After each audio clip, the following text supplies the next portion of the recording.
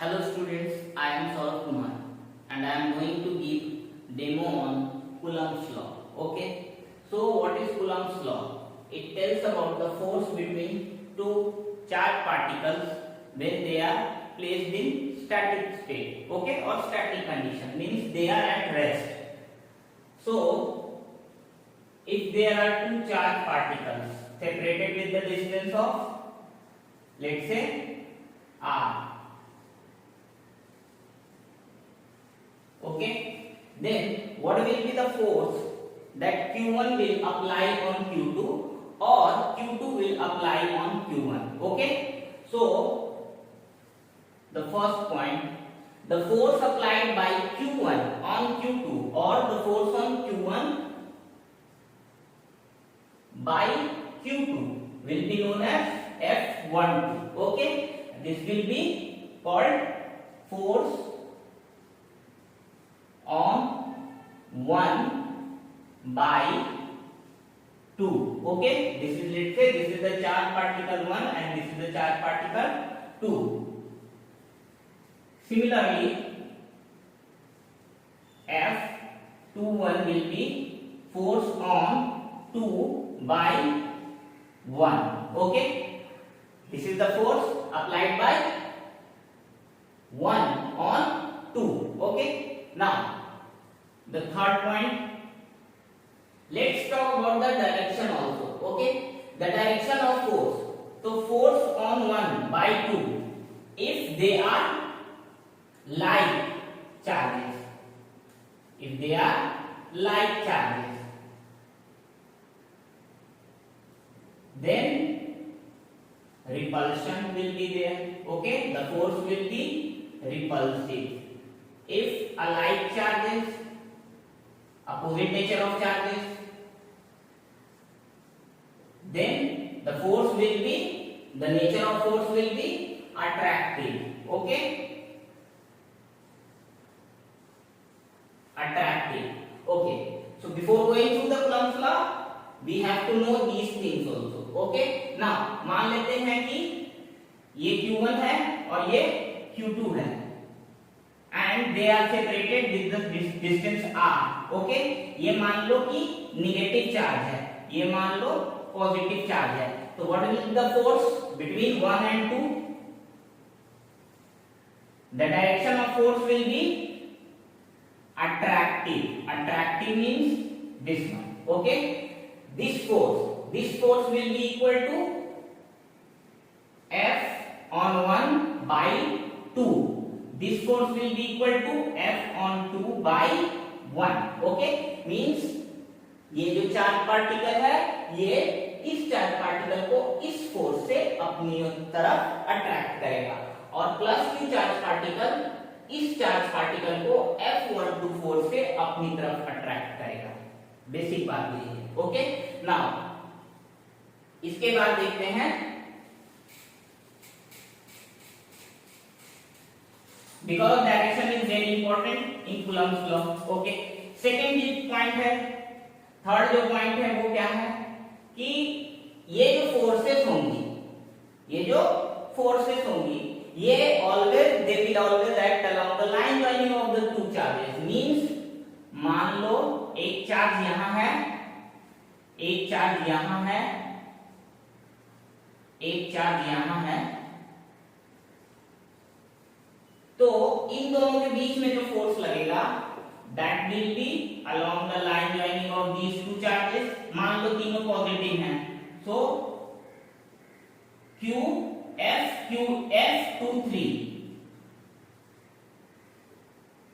इधर लगेगा, F12 along the line joining इधर लगेगा F12. ओके, सिमिलरली इन दोनों के बीच का इंटरेक्शन होगा तो F31 किधर लगेगा, अलोंग द लाइन जॉइनिंग. इसके थ्रू इस पे जो फोर्स लगेगा वो किधर लगेगा, इस तरफ, along the line, along the line. Okay, F13. चलो अब ये इन दोनों की बात करते हैं तो यहां पर फोर्स किधर लगेगा, F23 और यहाँ लगेगा F32। ओके, मान लेते हैं ये इक्विलैटरल ट्रायंगल के वर्टिसेस पे रखे हुए थे, मान लो, तो ये 60 होगा, ये भी 60 होगा और ये भी 60 होगा। ओके, तो ये एंगल कितना 60 डिग्री होगा, ये एंगल कितना 60 डिग्री होगा और ये एंगल कितना 60 डिग्री होगा।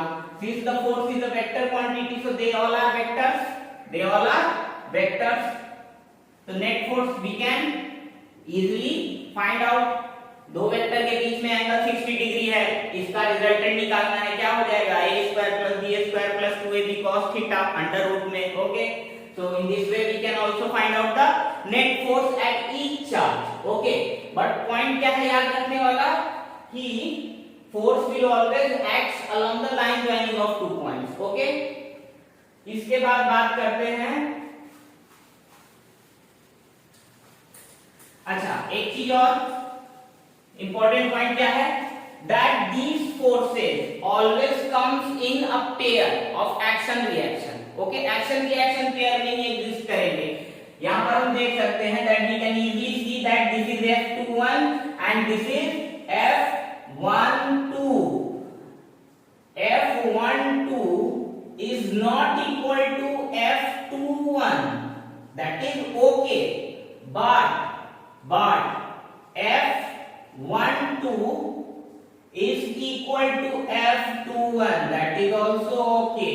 Means that magnitude of the force will be equal to the magnitude of F12 will be equal to magnitude of F21. So pair of action reaction forces, but the direction is different, but because the force is a vector quantity, so direction wise तो हम लोग उसको equal नहीं बोल सकते, but magnitude wise they are equal. Okay, that is the basic meaning of this point. Now the third point is fourth finish. Now the last one and the most important one, ठीक है, Coulomb's law के properties के बारे में।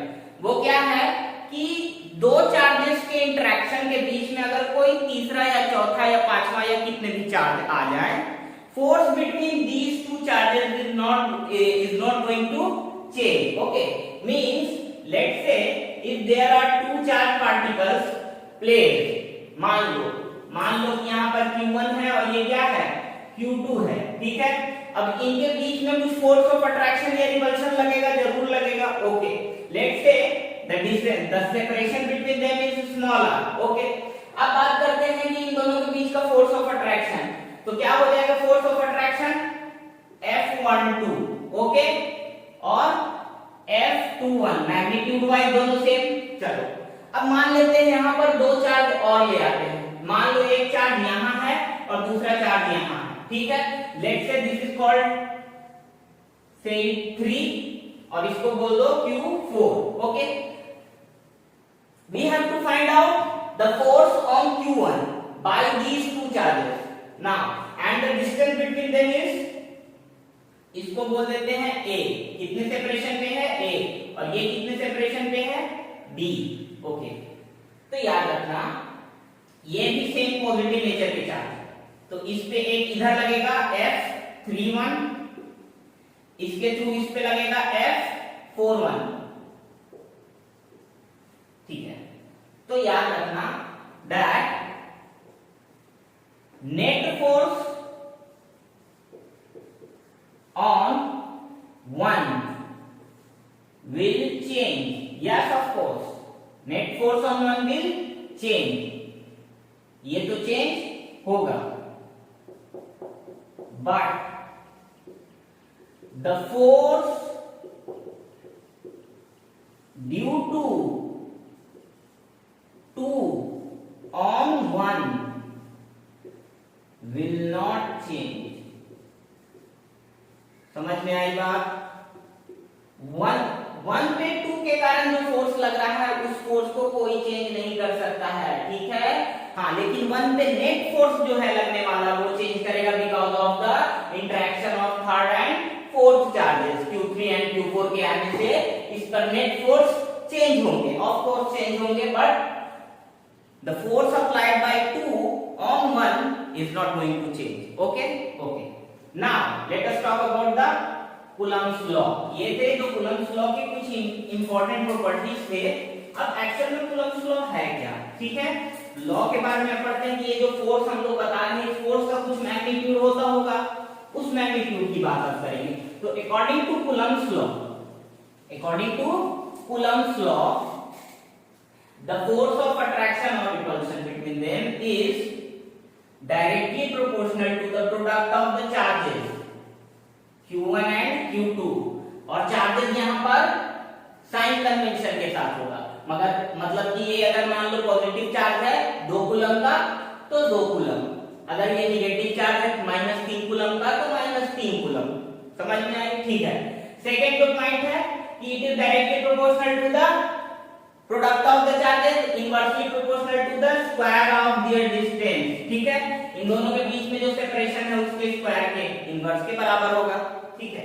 Inversely proportional का एक concept देख लो। Inversely proportional का मतलब क्या होता है कि फोर्स है जो इलेक्ट्रोस्टैटिक फोर्स है, this is an electrostatic force, ये इनवर्स लॉ को फॉलो करता है। किसको फॉलो करता है? इनवर्स लॉ को फॉलो करता है। इनवर्स लॉ को फॉलो करने का मतलब क्या है, इंपॉर्टेंट पॉइंट, कि अगर मान लो कि कोई फील्ड में, ठीक है, इस चार्ज के कारण कुछ फोर्स का एक एरिया मान लो इलेक्ट्रिक फील्ड है, ठीक है।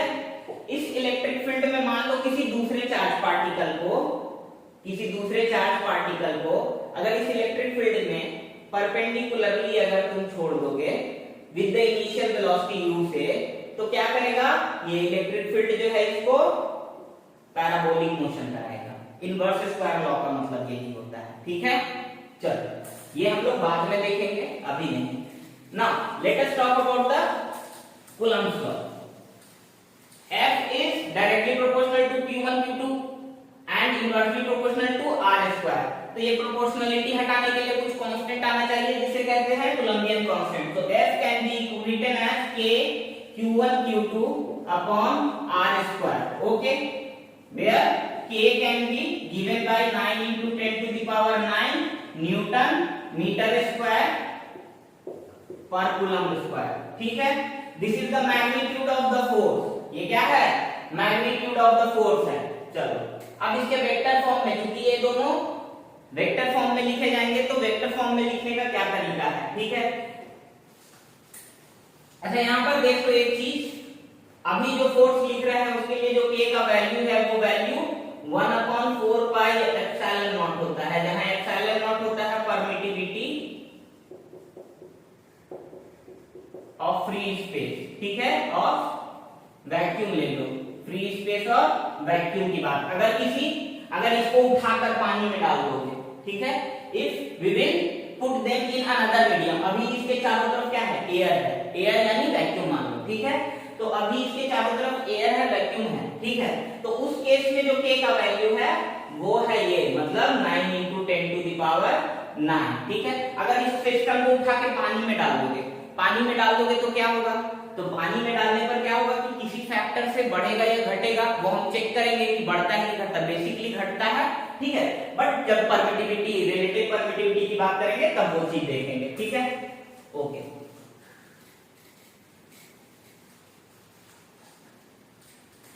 अब देखो यहां तक हो गई बात। अब बात करते हैं vector form of Coulomb's law. अच्छा चलो पहले यहीं से एक क्वेश्चन देख लेते हैं। इक्विलिब्रियम ऑफ चार्जेस की बात करें, या फिर मान लो कि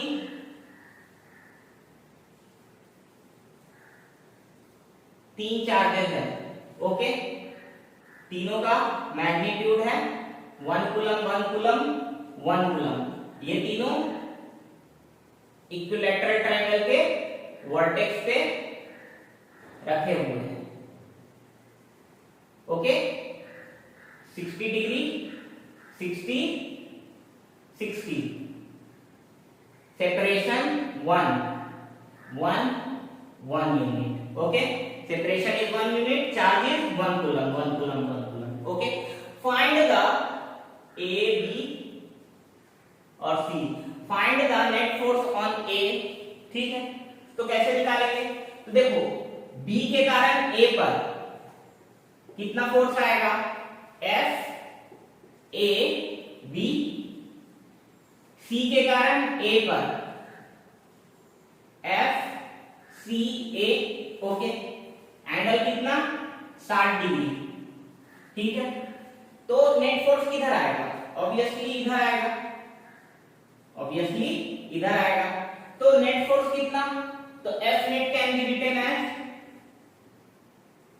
एफ नेट ऑन ए। तो ए के ये जो वैल्यू होगा फोर्स का वो हो जाएगा under root F A B का square plus F C A का square plus 2f A B C A into cos 60, okay. Values निकाल लेते हैं। एफ सी ए कितना होगा? तो F C A is equal to K Q1 Q2 upon are square, यानी के into 1 into 1 upon 1 का square, okay. F A B similarly F A B भी हो जाएगा के इंटू 1 अपॉन 1 का स्क्वायर, ओके। सो के Q1 Q2 upon are square, के Q1 Q2 upon are square, यानी इसका भी वैल्यू आ गया के यूनिट न्यूटन, ओके। इसका भी वैल्यू आ गया के। सो फॉर्मूले में पुट करेंगे तो F A net force on A will be equal to K square plus cos 60 कितना होता है 1/2, okay. 2 into K square into 1/2, 2 से 2 कैंसल, 1 2 3 √3 के will be the value on simple, okay. ये तो वेक्टर से निकाला, इसको डायरेक्टली भी तुम निकाल सकते हो ना, एफ और एफ, ओके। तो नेट फोर्स आएगा वो इसके अलावा आएगा, वो चेक कर लेंगे, इक्विलैटरल है इसलिए। बट अगर मान लो इक्विलैटरल ना होके स्क्वायर हो या कोई अदर शेप में दिया हो तो इसी प्रोसेस को हम लोग फॉलो करेंगे, ठीक है, ओके। नाउ अब मान लेते हैं कि इक्विलिब्रियम ऑफ चार्जेस की बात करते हैं।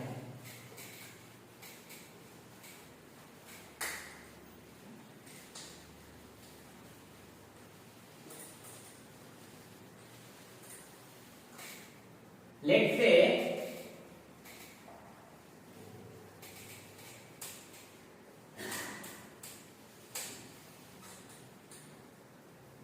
दो चार्ज है, ठीक है, Q1 एंड Q2। मान लो ये 1 कूलम है, मान लो ये 4 कूलम है, ठीक है।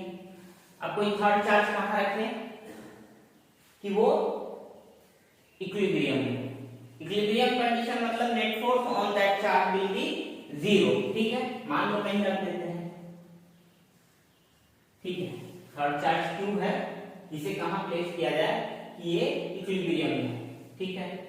तो मान लेते हैं ये इस डिस्टेंस से x पे हो और ये डिस्टेंस, ये टोटल सेपरेशन r है और ये डिस्टेंस कितना हो जाएगा? तो ये डिस्टेंस हो जाएगा r - x, ओके। तो फोर्स ऑन दिस, ठीक है, Q पर लगने वाला फोर्स ये मान लो 1 है, ये मान लो 2 है और ये मान लो थर्ड पॉइंट, ओके। सो Q पे लगने वाला फोर्स, अब देखो इंपॉर्टेंट पॉइंट यहां पर ऐसे समझो कि ये पॉजिटिव चार्ज, ये भी पॉजिटिव चार्ज, ये भी पॉजिटिव चार्ज, ठीक है। तो 1 कूलम का चार्ज इस पे कितना फोर्स लगाएगा? डायरेक्शन किधर होगा? इस डायरेक्शन में रिपल्शन, इसके थ्रू इस पे रिपल्शन, इसके थ्रू इस पे भी रिपल्शन, ओके। तो इस Q कूलम पे इस डायरेक्शन में 1 3 1, ओके, F 3 1 लगेगा।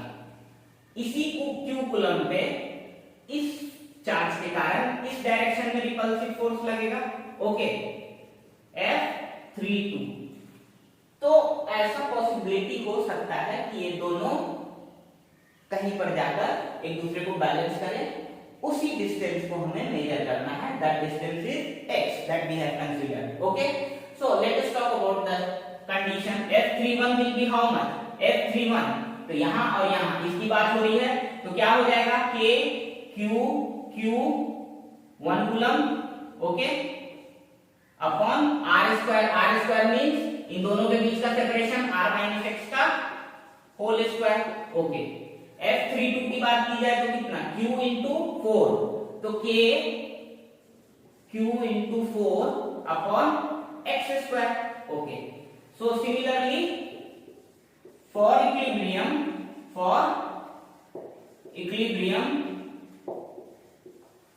F net on 3 is equal to 0। 3 पे जो F नेट होगा वो 0 हो जाना चाहिए, यानी इसको और इसको क्या कर दो, इक्वेट कर दो। अगर इक्वेट करते हैं तो KQ 4KQ upon x square is equal to KQ upon r minus x का whole square, okay. KQ cut कर दो, ठीक है।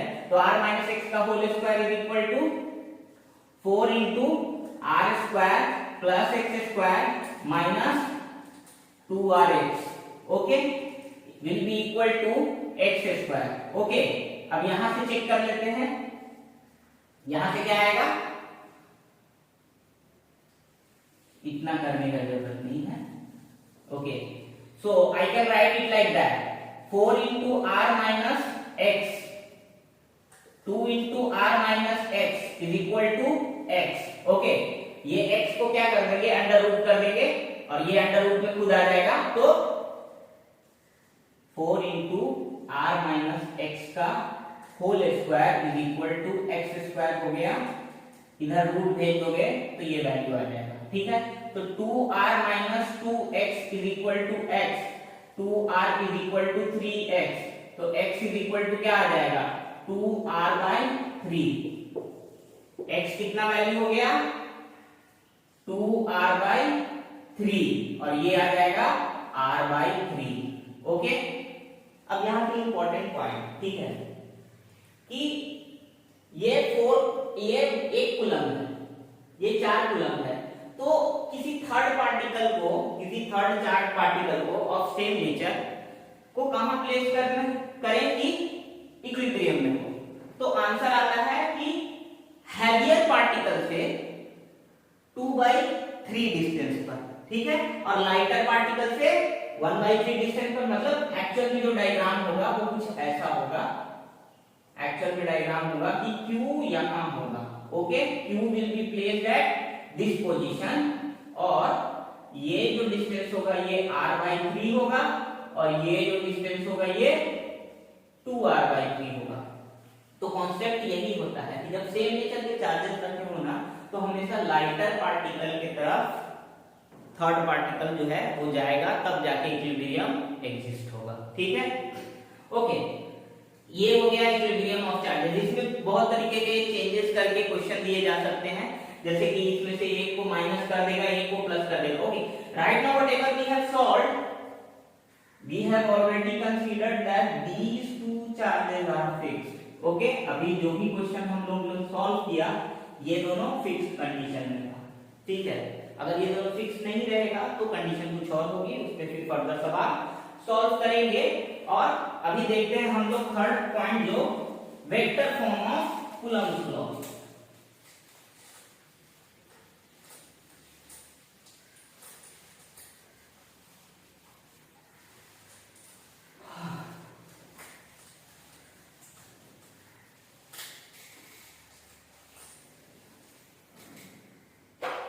अब देखो कूलम्ब्स लॉ को अगर वेक्टर फॉर्म में लिखना है तो कैसे लिखेंगे, तो कूलम्ब्स लॉ में क्या हम लोग फोर्स निकालते हैं, okay. We are just obtaining the force between two charged particle, okay.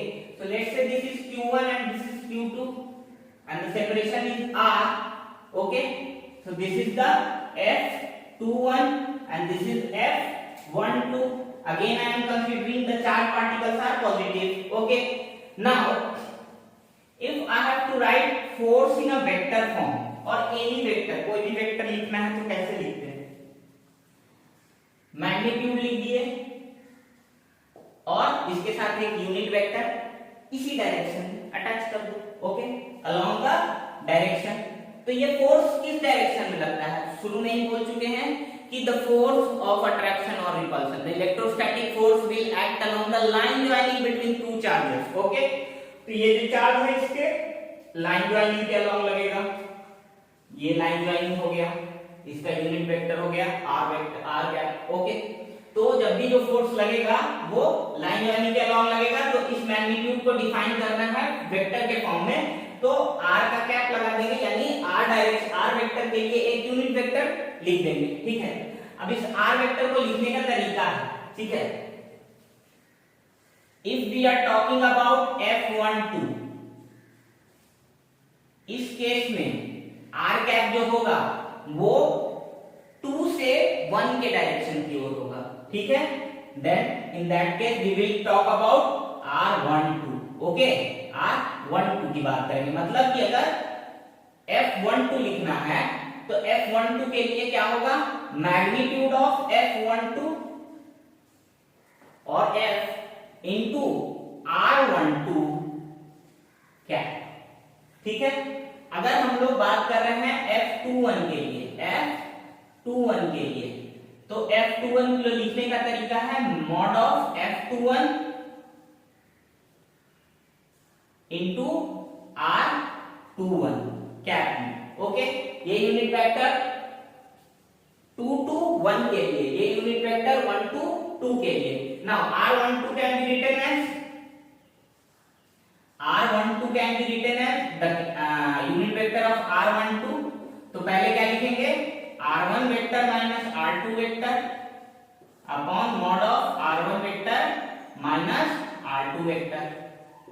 ये हो गया यूनिट वेक्टर R कैप के लिए, और R21 के लिए तुम्हारा हो जाएगा R2 minus R1 upon R2 minus R1।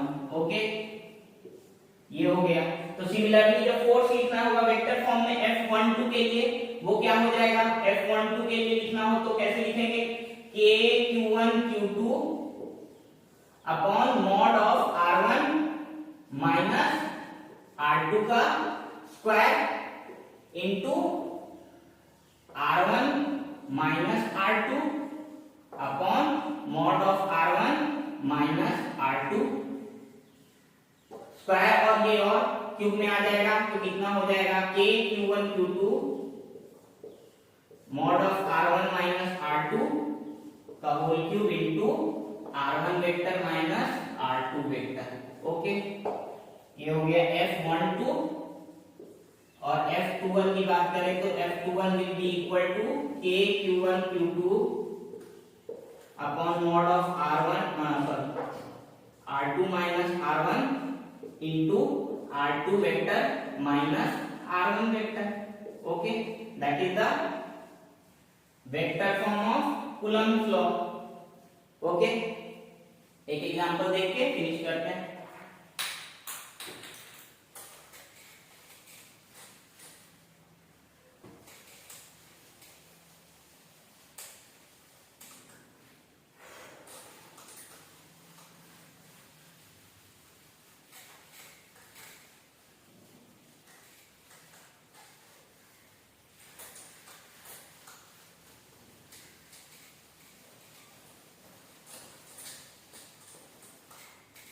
चलो मान लो ये XY प्लेन पर एक चार्ज यहां लगा है, एक चार्ज यहां लगा है। ठीक है, ये है Q1 का कोऑर्डिनेट है मान लो तुम 1 और 2, और इसका मान लो तुम Q2 है तो Q2 का मान लेते हैं 3 और 4।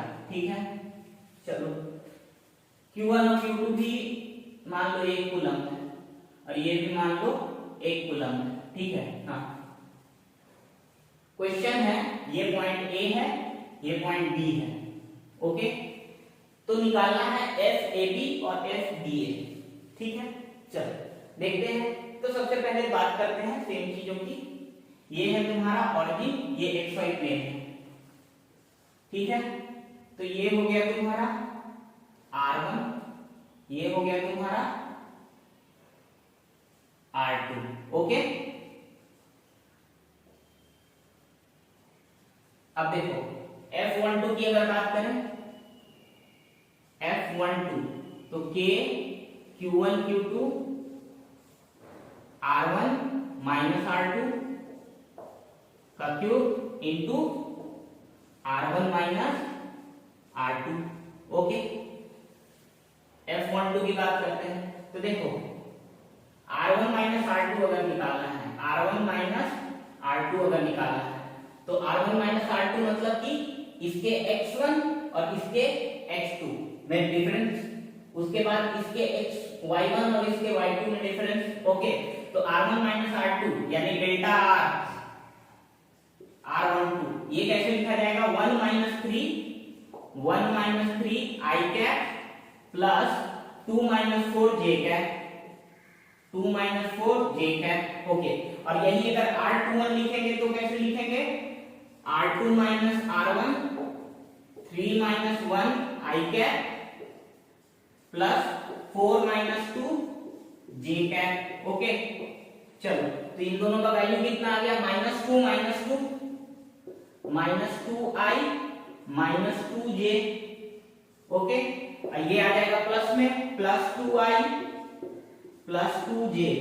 ओके, चलो ये दोनों आ गया। अब आना चाहिए K1 Q1 Q2, Q1 और Q2 दोनों का मल्टीप्लिकेशन 1 आएगा। सो F12 कैन बी रिटन है, अच्छा यहां आ गया R1 R12। Okay, we are talking about the vector form, so apply the vector. अच्छा, अब इसका मॉड कितना आएगा, R12 का मॉड, तो mod of R12 can be written as कितना हो जाएगा, अंडर रूट 2 का स्क्वायर और 2 का स्क्वायर, माइनस 2 का स्क्वायर इक्वल टू 4 माइनस 2 का स्क्वायर इक्वल टू 4, यानी 4 plus 4 is equal to root 8, root 8 is equal to 2 root 2। Similarly R21 will also be equal to 2 root 2। ठीक है, तो F12 can be given as K into 1 upon 2 root 2 का whole cube, 2 root 2 का whole cube. Okay, तो 2 root 2 का whole cube कितना हो जाएगा, 2 दूनी 4 दूनी 8 और रूट 2 यानी 16 रूट 2 इनटू कितना आ जाएगा, R12 minus 2I cap minus 2j cap. तो फाइनली जो वैल्यू आएगा वो ये आएगा, माइनस साइन बाहर हो जाएगा और it can be written as like minus of k upon 16 root 2I cap plus 2j cap, ये हो जाएगा फोर्स इन वेक्टर फॉर्म। ठीक है, 1 2 का, और अगर 2 1 की लिखना है तो equal and opposite k upon 16 root 2I cap plus 2j cap newton. Okay, this is F21, this is F12। Thank you. चल रहा है कि बंद है?